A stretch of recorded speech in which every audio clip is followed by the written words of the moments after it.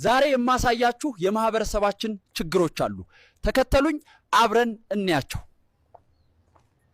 ፋዘርስ ወንድ ልጅ ቤትና መኪና እንዳይኖረው ከሚያደርጉ ነገሮች መካከል ንገሩኝ። ራቁት ለመሆን 10 ጉዳይ የቀራቸው ሴቶች ገና በ20 ዓመቱ ልቡን ሰለቡት። ወኔ ከየት ያምጣ?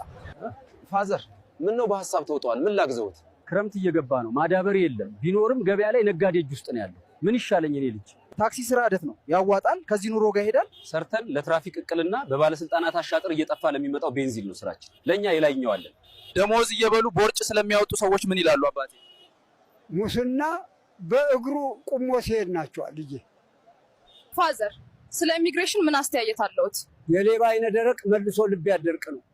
ልጄ ከፍለም ትታሻለህ። ማዘር ምን ነው በዝናብ እዚህ መቀመጠው? ቤት ንብረት ይፈርሶብኛል። ልጆችም የለኝም። የምበላው ጣም ጠጣው ጣም ለብሰው የለኝም። ወዴት ልሂድ? እነዚህንና የመሳሰሉ ጉዳዮችን አብረን ለማየት እንዲያግደንት ፎሎ፣ ላይክ፣ ሼር፣ ኮፒ ሊንክ ማድረግ አትርሱ። እወዳችኋለሁ።